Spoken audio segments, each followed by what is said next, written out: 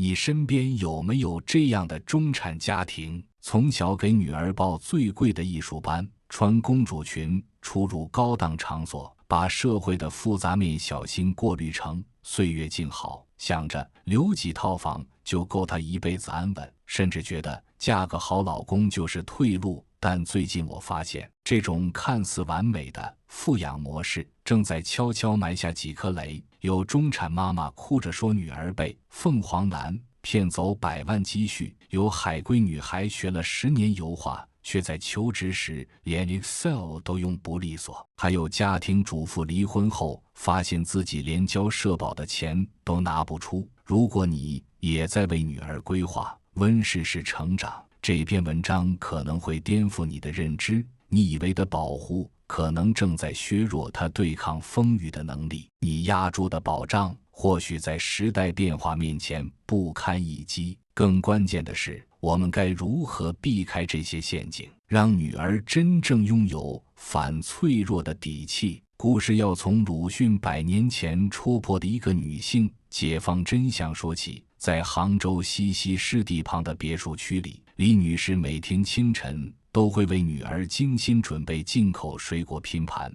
目送她坐上奔驰车去国际学校。15岁的女儿从未独自坐过地铁，不知道菜市场的烟火气，甚至以为人民币都是银行自动吐出来的。这种看似无微不至的保护，正在将女孩养成温室里的兰花，美丽却脆弱，一旦离开恒温环境，就会面临生存危机。中产家庭的温室建造术，本质是用金钱和过度保护为女儿过滤现实。这种保护体现在3个层面：物质屏障，隔离生活的真实成本。上海陆家嘴金融精英王女士，从女儿出生起就制定了零接触贫困计划，家里的食材只从进口超市采购，出行必有司机接送，连学校组织的农村研学都以卫生条件差为由婉拒。女儿直到18岁都以为外卖员都是骑电动车的白领，直到在国外留学时，因不会使用投币洗衣机而崩溃大哭。这种对物质匮乏的刻意屏蔽，让女孩误以为资源是无限的，缺乏对生存需要付出代价的基本认知。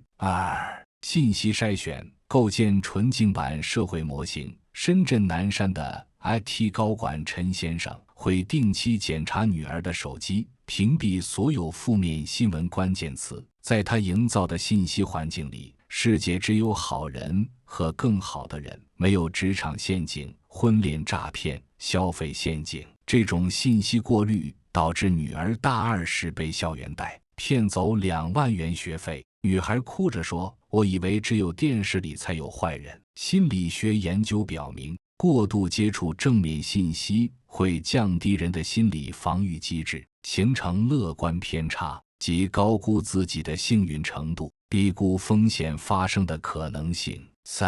情感替代，承包所有生存挑战。广州天河的全职妈妈林女士，每天帮女儿整理书包、规划日程，甚至连小组作业都亲自上阵。在她的观念里，女儿只要负责漂亮和优秀就好，其他是妈妈来扛。这种代办式养育导致女儿中考时忘记带准考证，高考填报志愿时完全不知道如何选择专业。斯坦福大学的一项跟踪研究发现，过度被父母替代完成任务的孩子，成年后解决问题的能力比同龄人低42%。面对突发状况时，更容易产生焦虑情绪。认知偏差的代价，当滤镜遇到现实，被过度保护的女孩往往戴着玫瑰色眼镜看世界。这种认知偏差在3个方面埋下隐患：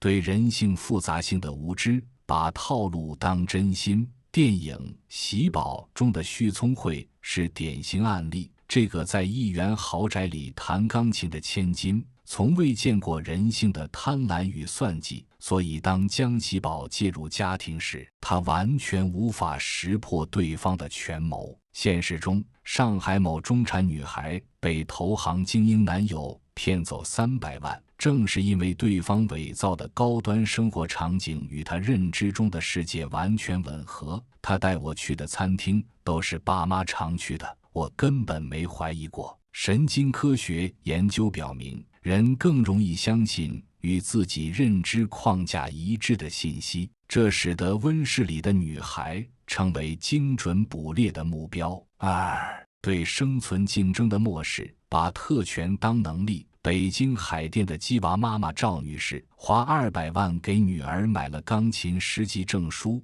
却发现她连班级竞选都不敢参加。她以为只要家世好，机会就会自己来。赵女士无奈地说，这种特权幻觉源自中产家庭的资源优势，但在真实的社会竞争中，学历、证书、家世只是入场券，能否胜出取决于沟通能力、抗压能力、应变能力等底层生存技能。哈佛大学的一项调查显示，出身优渥的毕业生首份工作的平均薪资比普通家庭高35%，但5年后这一差距会缩小到8%，因为后者更擅长应对职场挑战。3. 对风险的误判，把小概率当不可能。成都金融街的白领周女士曾拒绝让女儿学习基础理财，理由是我们家不需要她靠这点钱养家。直到女儿用信用卡透支20万购买奢侈品，她才意识到问题严重性。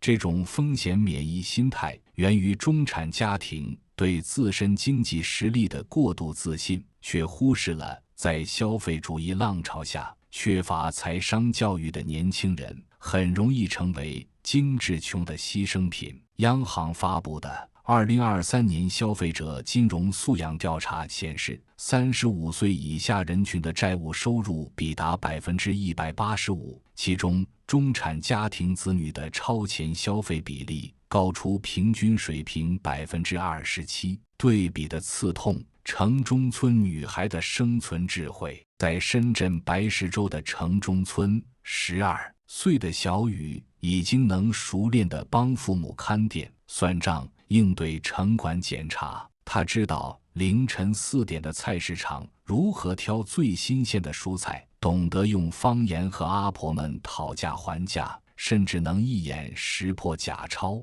当同龄的中产女孩在房间里画画时，她正在学习生存的微积分，如何用50元预算做出全家3餐，如何在狭窄的空间里收纳货物，如何在争吵中找到妥协点。这种街头智慧并非天生，而是源于底层家庭无法逃避的现实压力。社会学家布迪厄提出的实践理论指出，不同阶层的孩子会通过日常实践获得特定的惯习。中产女孩的惯习是优雅、规则、延迟满足，而底层孩子的惯习是机敏、变通、及时应对。当温室女孩还在为同学会不会喜欢我烦恼时，城中村女孩已经在思考今天能不能多卖2瓶水。这种认知差异在关键时刻会产生致命影响。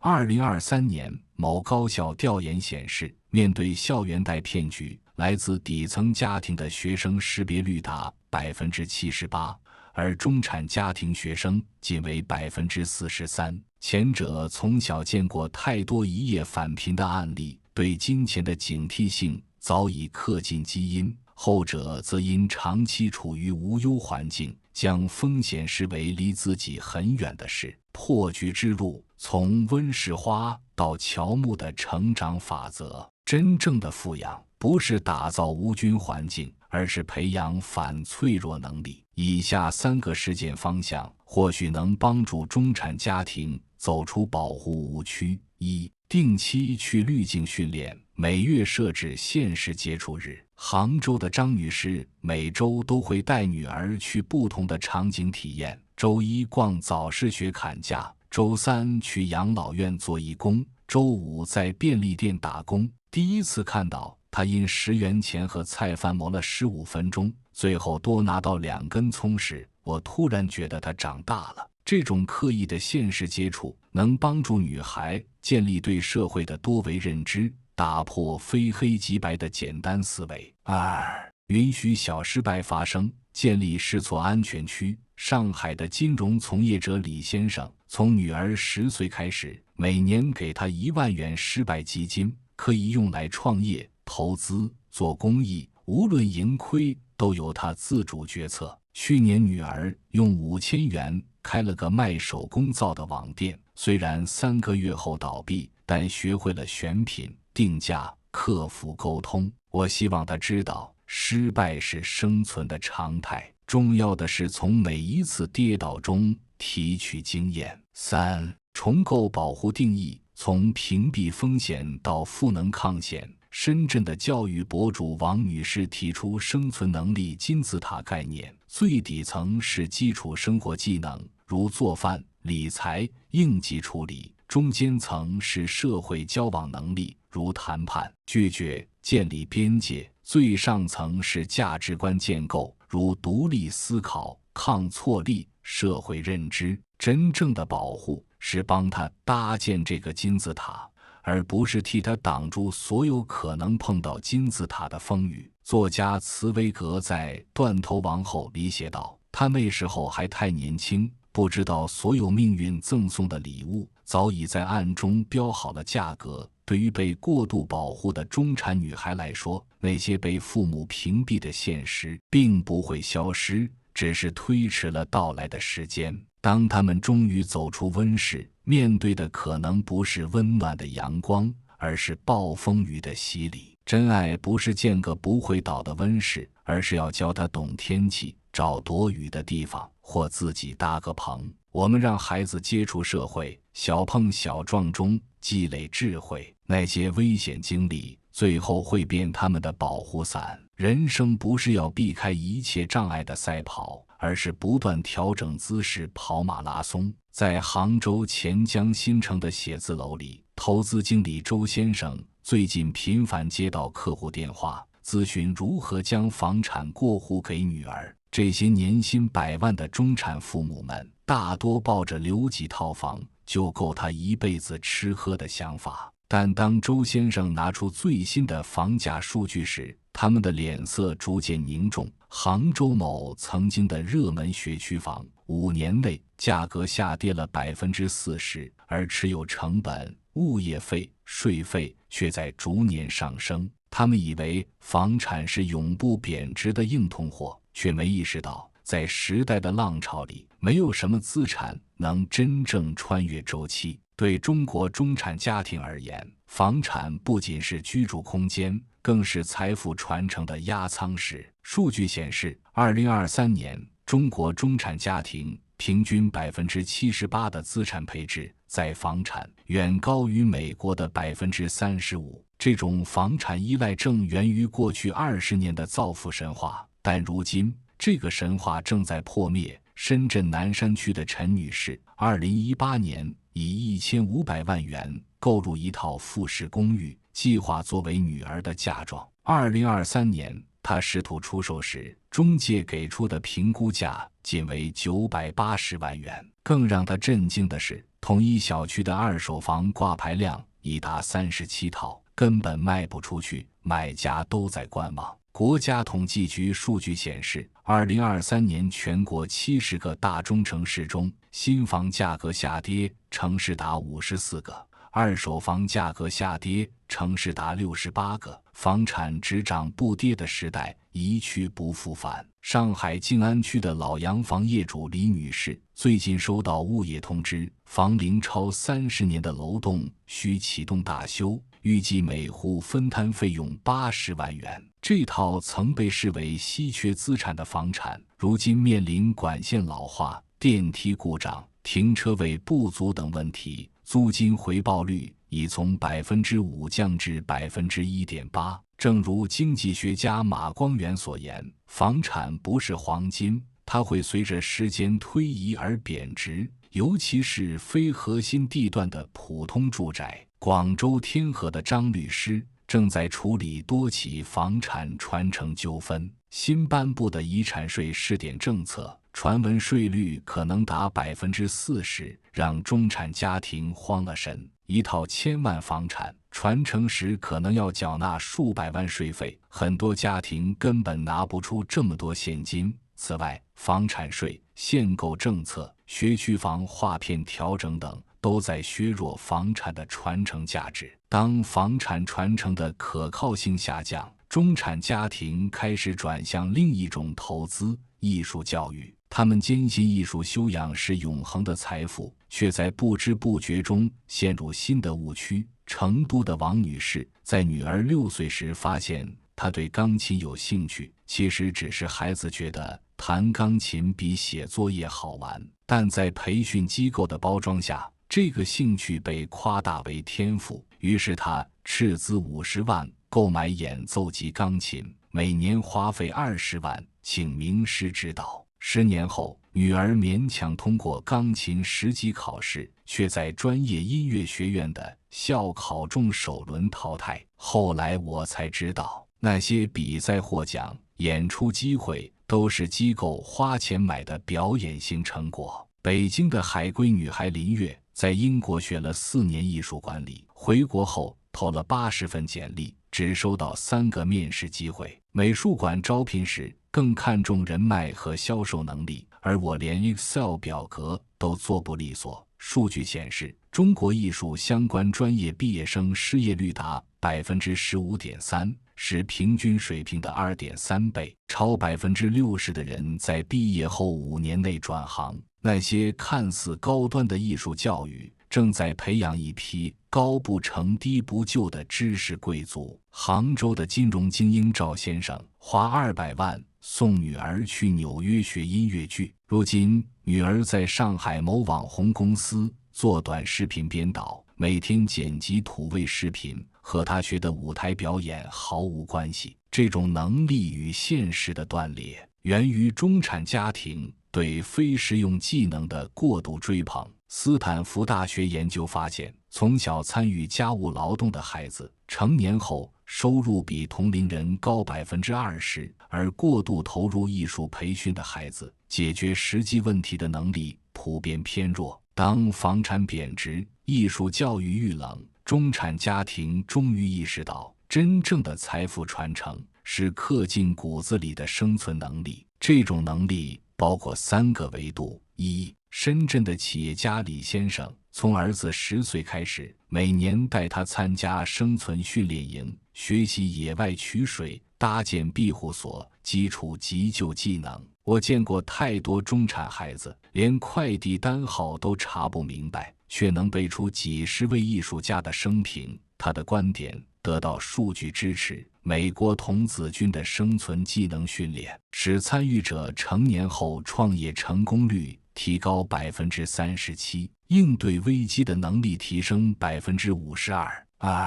上海的金融分析师王女士从女儿8岁开始实施家庭财商计划，每月给1000元零花钱，要求记录收支明细，尝试小额投资，如定投指数基金。去年她用压岁钱买的国债赚了200元，比买玩具开心多了。哈佛大学研究表明，从小接受财商教育的孩子，30岁时的财务状况比同龄人好 40%， 过度消费的概率低 61%。广州的创业者陈先生在儿子高考失利后，带他去自己的工厂打工。他每天在车间搬货12小时，手上磨出了水泡。但1个月后，他主动提出复读，并制定了详细的学习计划。这种挫折教育正是中产家庭最缺乏的。宾夕法尼亚大学的心理韧性研究显示，经历过适度挫折的孩子，成年后应对失业、离婚等重大危机的能力，比温室成长的孩子高 73%。程序员张宇从女儿出生起，每年将家庭收入的10%存入生存能力基金，但这笔钱禁止用于购房或艺术培训，只能用于体验式学习，如参加商业夏令营、农田劳作、技能培训，如编程、理财、急救、失败投资，如允许女儿用基金的10%尝试创业。我希望她知道，真正的财富不是银行账户里的数字，而是能随时创造价值的能力。企业高管李威制定了3不原则：不替孩子解决任何他自己能处理的问题，如与同学争吵、作业忘带；不隐瞒家庭经济状况，让孩子参与家庭财务会议；不阻止小范围试错，如允许用零花钱投资高风险项目。去年他用500元买的虚拟货币赔光了，但现在他学会了研究 K 线图和项目白皮书，这比任何说教都有用。吴晓波写的《中产焦虑》说，中产很脆弱，因为他们老用过去方法解决现在问题，还想明天成功。当我们迷于房产涨、艺术贵的梦时，忘了技术变快，经济周期短，没资产能永远保值。真正的富养是给孩子一副造血系统，而非一个输血带，让他们学会在菜市场讨价还价，比送他10个名牌包更有价值；让他们经历一次创业失败，比拿到一张名校文凭更有意义。因为当时代的潮水退去，留在沙滩上的永远是那些懂得如何游泳的人，而不是抱着救生圈的乘客。或许我们该重新定义传承，不是把银行卡密码告诉孩子，而是教会他如何赚钱；不是给他留下几套房，而是让他拥有建造房子的能力。毕竟，真正的财富从来不是静态的数字，而是动态的生存智慧。这才是父母能给孩子的最可靠的传家宝。在成都桐梓林的豪华别墅，苏敏35岁，正对着柜子愣住。结婚10年，她衣橱满是名牌裙，但找不着面试能穿的西装。这个前外企白领辞职做了全职太太，现在离婚，发现连每月2000元的社保费都交不起。我以为嫁给年薪100万的她就是安全了，没想到婚姻像玻璃，看着漂亮，一推就烂了。她的故事打破了中产家庭的美满婚姻说法。中产家庭的婚姻幻想往往始于童年的家庭分工观察。在80%的中产家庭中，父亲是主要经济支柱，母亲即便有工作，也承担着70%以上的家务劳动。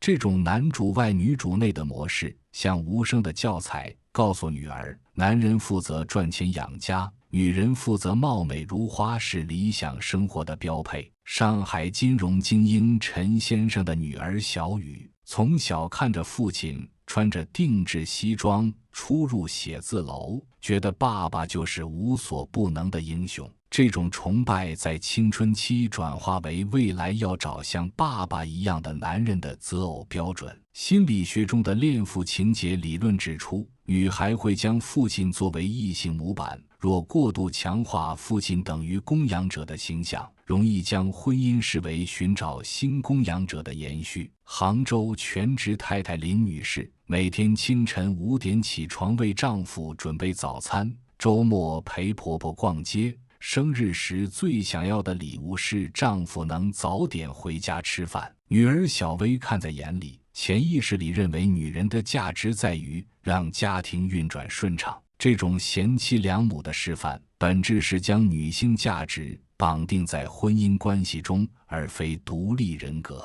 从迪士尼动画到小红书穿搭，中产女孩被灌输嫁得好才是人生赢家的叙事。北京某国际学校的调查显示，62%的女生认为干得好不如嫁得好，38%的女生将嫁给富豪列为人生目标之一。这种文化渗透，让婚姻从可选的生活方式异化为必须完成的 KPI。婚姻幻想流行，不只是家庭影响，还有社会都在帮忙。影视剧、商业营销、亲戚聊天和职场里，女性都被包围在结婚狂热里。珠宝品牌用钻石恒久远绑定婚姻，婚纱店用一生一次制造焦虑，房地产商推出嫁妆房概念，婚姻被包装成女性终极消费项目。数据显示，中国中产家庭平均婚礼支出达35万元，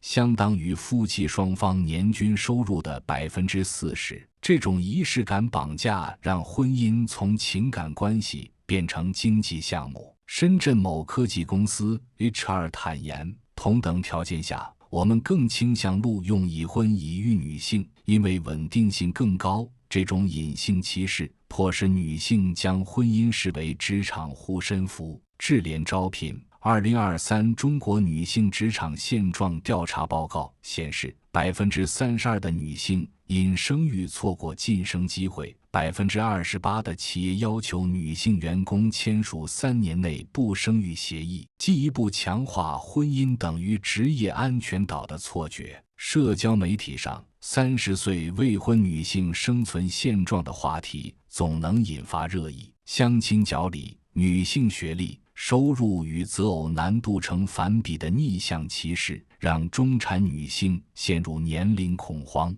上海人民公园相亲角的数据显示，本科以上学历女性的相亲成功率不足15%，而大龄未婚标签带来的社会压力，迫使他们将婚姻视为逃离鄙视链的出口。当浪漫滤镜褪去，婚姻露出其作为社会契约的真实面目，它可能是避风港，也可能是修罗场，而缺乏独立能力的女性往往成为最脆弱的一方。北京全职太太王女士结婚8年，从未看过家庭财务报表，离婚时才发现丈夫早已将共同财产转移至海外账户，她因无固定收入失去孩子抚养权。最高人民法院数据显示，2022年离婚案件中，68%的全职太太面临财产分割纠纷，42%的人因经济能力不足放弃子女抚养权。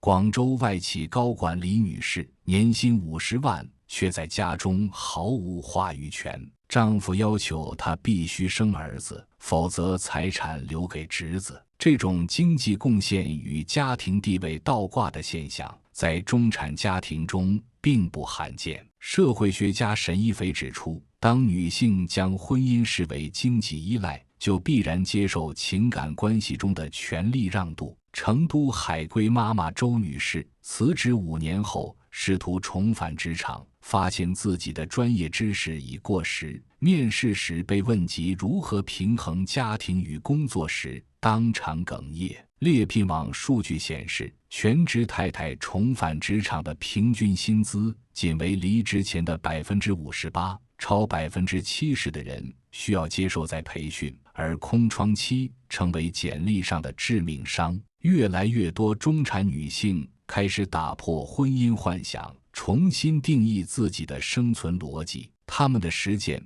为困在城堡里的女孩们提供了新的可能性。深圳创业者林夏从恋爱期就与男友约定各管各钱，共同承担家务。她坚持将30%的收入用于自我投资，如今拥有2家公司，即便分手也能从容应对。我从不把婚姻当饭票，因为自己赚钱的感觉比任何誓言都可靠。他的观点得到数据支持，女性个人收入每增加10%，离婚后经济水平下降的概率降低18%。上海心理咨询师陈宇在婚姻咨询中常问来访者，如果婚姻注定有50%的概率失败，你准备好了吗？他引导女性用风险思维看待婚姻，制定婚前财产协议，保持职场竞争力，建立独立社交圈。婚姻可以是锦上添花，但不该是唯一的花。杭州双职工家庭代表张薇夫妇实行家务 AA 制育儿轮值制重大决策投票制，他们共同学习理财，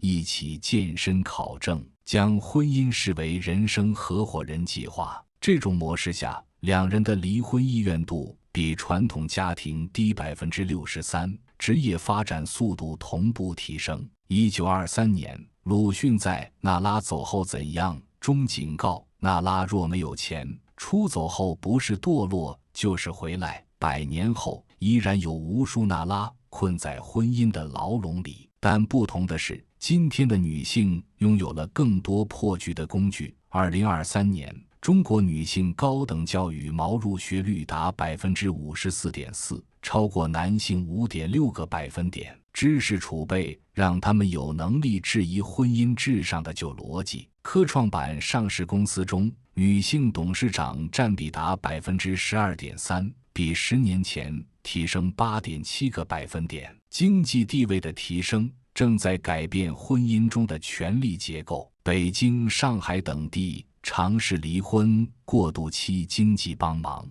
深圳对单身女买房有优惠。这些新政策给女性独立生活有了保障。作家方方说，婚姻不是女性的终点站，而是人生的一个站台。当我们不再将婚姻视为必须抵达的终点，而是把它当作可选的途经点，女性的生存维度才会真正打开。真正的富养女儿，不是教她如何做完美新娘，而是教会她如何做完整的人，拥有独立的经济能力、清醒的认知体系、强大的心理韧性，即便没有婚姻这座城堡，也能在人生的旷野上搭建属于自己的灯塔。因为人生最可靠的归宿，从来不是某个人的怀抱，而是自己双脚站在大地上的力量。当我们不再用嫁得好衡量女性的价值，当社会不再用婚姻状态评判女性的成功，那些曾经困在城堡幻梦里的女孩才能真正走向属于自己的广阔天地。在成都高新区的高端艺术培训中心，李女士盯着墙上挂满的国际少儿美术金奖作品，咬咬牙交了18万元的大师班年费。6岁的女儿在诗课上随便涂了幅彩虹，就被老师称为莫奈转世。这是无数中产家庭的缩影，用高昂的教育投入编织高雅幻觉，却在不知不觉中让孩子远离了真实的生存土壤。中产家庭的教育误区始于对艺术天赋的误判。培训机构深谙家长心理，精心制造3重幻觉：一、天赋民主化幻觉，宣称每个孩子都是艺术家，将儿童涂鸦期的本能创作包装成独特天赋。武汉某美术机构甚至推出天赋检测报告，用模糊的美学词汇如色彩感知力超群诱导家长付费，而实际上 95% 的孩子在12岁前的绘画属于正常发育阶段。2、名校捷径幻觉，炒作艺术特长等于升学绿卡。北京海淀区曾有家长花费100万让孩子学击剑，只为冲刺清华附中体育特长生名额，却不知2020年教育部已取消义务教育阶段特长生招生，而艺术高考的录取率仅为 8.3%。3、阶层认证幻觉，在上海陆家嘴妈妈群里，没学过马术芭蕾被视为教育缺失。某国际学校调研显示，78%的家长将艺术支出列为不可削减预算，仿佛不学琴棋书画就无法跻身中产圈层。当孩子在画室描绘星空时，他们可能从未见过凌晨4点的环卫工；当他们在音乐厅听交响乐时，可能听不懂菜市场的讨价还价。这种高雅教育导致3重能力断层：一、生活自理能力退化。杭州芭蕾女孩学50年，却不会系鞋带、煮面条，母亲认为粗活会破坏艺术气质。中国青少年研究中心报告显示，64%的中产子女从未做过家务，比底层孩子低58个百分点。2、社会适应能力薄弱。深圳钢琴王子能演奏肖邦夜曲，却在班级讨论中紧张到结巴。斯坦福大学研究发现，单一培养艺术技能的孩子，社交焦虑发生率高41%，因缺乏真实社交场景训练，难以应对职场沟通、人际冲突等现实问题。3、抗挫折能力缺失。北京油画才女因画室搬迁换老师而抑郁休学，父母从小为她扫清一切障碍，导致她面对微小变动就崩溃。哈佛大学研究表明，这类孩子的心理韧性比接受生存训练的孩子低57%。培训机构与中产家庭的焦虑形成共谋。成果工业化流水线，某美术机构推出考级保过班，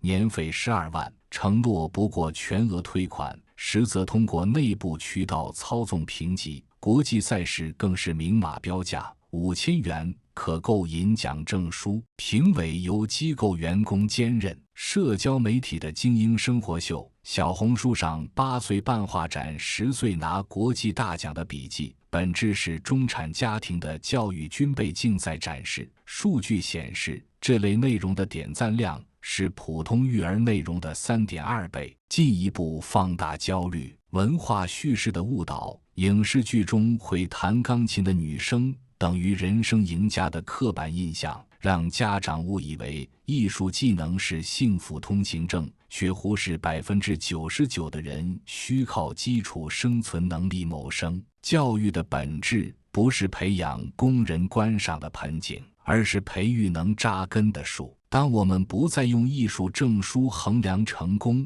而是用能否独立生活检验成长，才能避免用昂贵的学费培养出高学历低能儿。毕竟在真实的世界里，能让孩子走得更远的，从来不是琴键上的音符，而是脚踩大地的力量。在深圳白石洲的城中村巷口，12岁的小雨正熟练地帮父母看管早餐摊，他能一眼识破顾客递来的假钞，用方言和熟客讨价还价，甚至在城管到来前3分钟就收拾好推车转移阵地。而在3公里外的南山别墅区，同龄的芊芊正在上1500元每小时的油画课，他不知道假钞是什么样，以为所有交易都像手机支付般透明安全。这种看似天差地别的日常，折射出中产家庭与社会底层在认知层面的深层差异。当中产女孩在高雅教育中构建理想世界时，底层孩子早已在真实生活中磨出了应对世界的生存铠甲。中产家庭的认知体系本质上是规则依赖性的，他们成长于制度化环境，学校有明确的评分标准，职场有清晰的晋升路径，社会交往遵循契约精神。这种环境培养出线性思维，认为世界是有序的，努力就有回报，问题可以通过规则解决。例如北京的中产女孩小薇，直到25岁才知道租房时押1付3之外还有物业费陷阱，因为父母此前一直为她安排住宿，她从未接触过租房合同的复杂条款。而底层孩子的认知体系是现实博弈性的，他们从小生活在资源匮乏、规则模糊的环境中，必须学会在不确定中寻找机会。比如重庆山城的棒棒军子女，6岁就能判断哪些路口适合揽活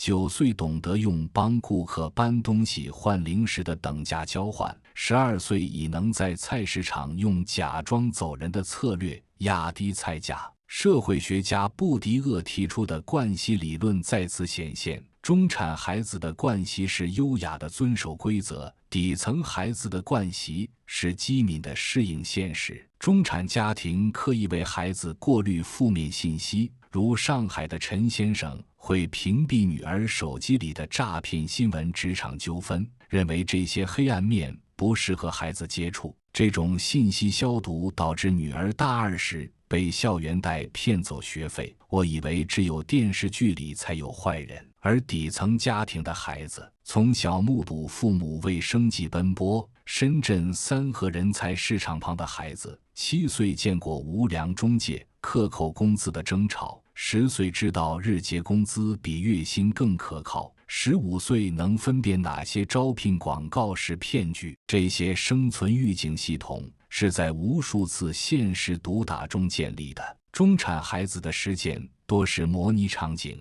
参加商业夏令营学虚拟创业，在英语角练习礼貌沟通，去养老院做流程化义工。这些活动有明确的规则和保护机制，失败成本为0。而底层孩子的实践是真实生存，帮父母摆摊，要面对城管追逐，替邻居照看孩子，需处理突发状况，甚至过早参与家庭经济决策，如决定是否借钱给亲戚。哈佛大学的0点计划研究发现，这种高风险实践使底层孩子的问题解决能力比中产孩子早发育6-8年。中产家庭强调长期规划，从小定投教育金，18岁出国留学，25岁进入民企，30岁结婚买房。这种线性成功学让孩子相信未来会按剧本展开，而底层家庭面临更多生存断裂，父亲可能突然失业，母亲可能因病返贫。孩子从小懂得抓住眼前机会比等待未来蓝图更重要。云南山区的女孩阿芳，初中辍学后在县城服装店打工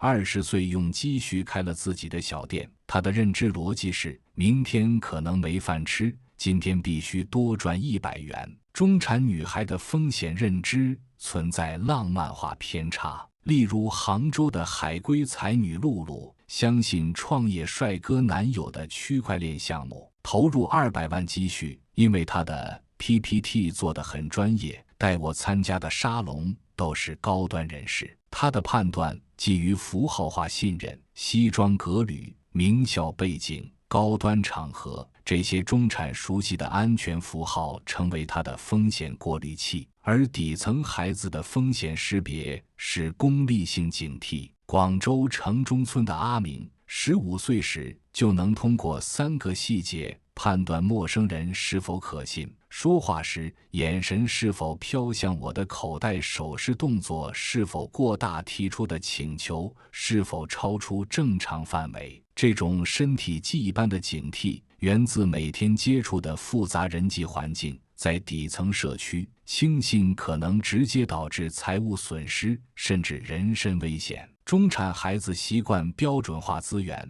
学英语要找外教，学编程要上名校课程，找工作要靠校友内推。这种路径依赖在深圳某中产家庭案例中显现：女儿留学归来，只投递世界500强简历，拒绝中小公司邀约，最终待业半年，因为不符合我的教育背景。底层孩子则擅长创造性转化。重庆的快递员之子小强，高中辍学后用送快递时积累的小区熟客资源，转型做社区团长，月入3万。他的成功在于将体力劳动转化为人脉资本，而这种转化能力正是在底层生存中培养的非标准化思维。中产孩子的抗压训练多是可控挫折，参加比赛失利，考试成绩下滑，竞选班干部失败，这些挫折都有父母兜底。北京的鸡娃妈妈王女士会为女儿的数学竞赛失利安排心理咨询，确保挫折不影响自信心。这种保护性抗挫导致孩子的心理韧性停留在温室级别。底层孩子的挫折是无缓冲冲击，父亲工地受伤失去收入，母亲被传销骗光积蓄，自己因贫困辍学。这些挫折没有预设剧本，没有安全网。云南的留守儿童小芳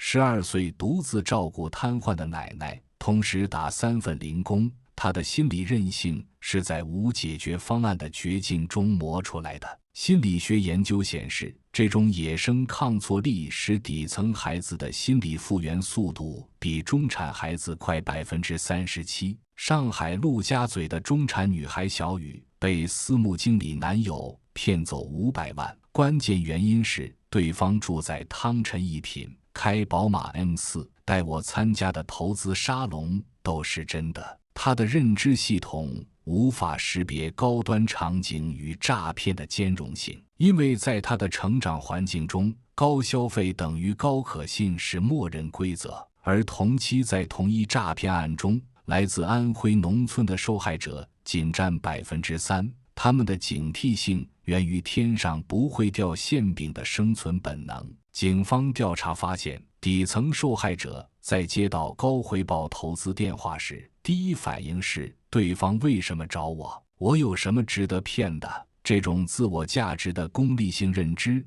反而成为防骗的天然屏障。北京某互联网公司的中产新人小美，因不懂茶水间政治而被边缘化。她不会通过帮同事带咖啡建立关系，不懂在例会上适度表现，更看不出直属领导的隐性指令。她的认知是做好本职工作就会被看见，但在真实职场中，软技能往往比硬实力更重要。而从底层打拼上来的程序员阿杰，入职3月就成为团队核心。他的秘诀是观察领导的用词习惯，记住每个同事的生日，主动承担脏活累活，但不默默无闻。这些职场生存术是他在流水线打工、网吧当网管时积累的人际博弈经验。中产家庭不必让孩子重返底层，但需要引入野生认知训练，每月带孩子去一次非舒适区，如城中村早市、人才市场、二手交易市场，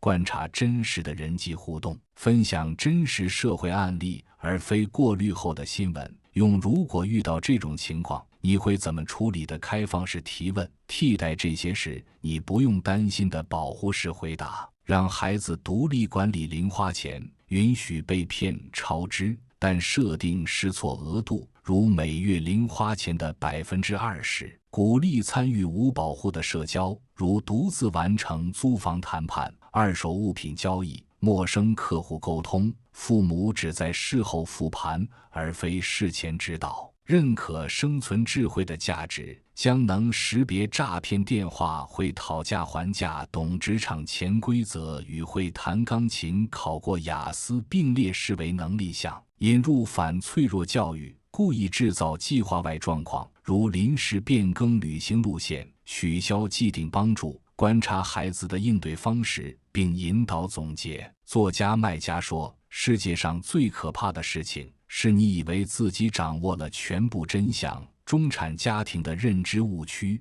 正在于用单一滤镜看待世界，用规则代替现实，用优雅掩盖残酷，用线性规划忽视偶然。而底层孩子的生存智慧本质是对世界复杂性的全光谱认知。真的教育不是让孩子在温室里觉得只有春天，而是教他们认识四季：春天播种，夏天抗旱，秋天收，冬天储备。允许孩子看菜市场烟火、城中村生活、职场风险，这些不美的认识会变他们防风险的武器。毕竟在真实的世界里，能让我们站稳脚跟的从来不是某一种认知模式，而是在不同认知之间自由切换的能力，既懂温室里的生长规则，也知丛林中的生存法则，如此才能在时代的风雨中既不被折断，也不被淹没。今天聊中产和底层认知不同，